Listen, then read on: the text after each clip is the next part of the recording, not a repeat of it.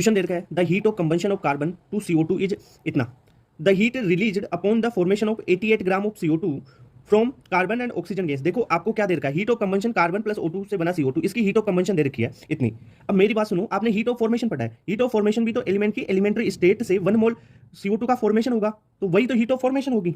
तो heat of formation की भी सेम यही रिएक्शन होगी। क्लियर बात। तो अपने को 1 मोल के लिए, ये है 1 मोल के लिए, फॉर 1 मोल आपको हीट ऑफ कंबंशन जो दे रखी है वही हीट ऑफ फॉर्मेशन होगी, क्योंकि देखो सेम रिएक्शन होगी, हीट ऑफ फॉर्मेशन यानी C+O2 से CO2 बन रहा है, ये CO2 की फॉर्मेशन है, और कार्बन की है कंबंशन, कार्बन प्लस O2 से CO2 हो रहा है, यानी इसका कार्बन का कंबंशन हो रहा है और CO2 का फॉर्मेशन, सेम रिएक्शन है। तो क्या होगा, हीट ऑफ कंबंशन और वही हीट ऑफ फॉर्मेशन होगी। ठीक है इतनी। अब क्वेश्चन में क्या दे रखा है, मेन चीज ये 1 मोल के लिए होता तो सेम हो जाती, पर यहां पर देखो 88 ग्राम ऑफ CO2 दे रखा है आपको। 88 ग्राम यानी 1 ग्राम, अगर 1 मोल में 44 ग्राम होते हैं CO2 के, तो 88 में 2 मोल हो जाएंगे, या आप वेट बटा मोलर मास से निकाल सकते हो। वेट दे रखा है 88 बटा CO2 का मोलर मास 44, तो 2 मोल्स आ गए। अब 1 मोल के लिए इतनी है, तो 2 मोल के लिए कितनी होगी भाई, इसको 2 से मल्टीप्लाई कर दोगे, 2 से मल्टीप्लाई कर दोगे तो -7.87 इंटू 10⁵ जूल पर मोल आ जाएगी।